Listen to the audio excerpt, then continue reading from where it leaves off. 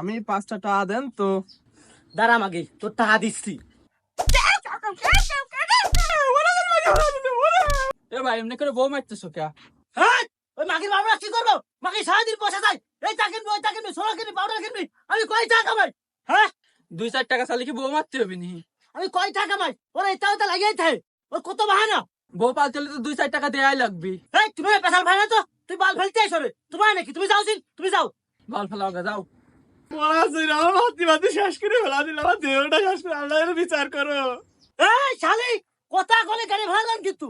এ মখলে যাই বউ মারতেছ ঠেয়াই গে। এ বাদ দে, ওদের মা আমারই ঠেয়া থেকে ওরা ফিরে উল্টে মারতে আর সেজন্য ওদের বাড়ি যাওয়া বাদ দিয়ে দিছি। এই কোনে রে, এক গ্লাস পানি নিয়ে আয়। এই যে নেন। এই তো পানি এনে দিলে লোকা, এই তো পানি এনে দিলে লোকা, শালির বিটি।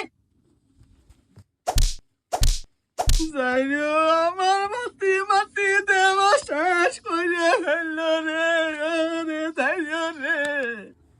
এ মিয়া মানে শুদ্ধ রে কান্দে কারে, কানলি ভারি শুদ্ধ রে কান্দে, শুদ্ধ রে কান্দে।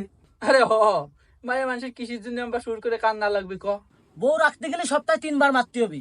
ওই পাশের বাড়ি জায়েদের কথা শোনে গে, জীবনে বড় মারছে না, ও তো বড় গুলাম, বড়তে মার খাই। ওই তোমার নাকে করে গেছিলি, তোমার নাকে করে গেছিলি, শালের বেটি শালি। ওরে ওরে ওরে লাগছে, মারছে তোমাকে ধরবো আমি ওরে।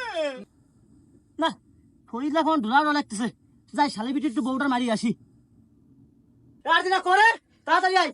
এই তোর আসে দিলে লোকা, তোর আসে দিলে লোকা।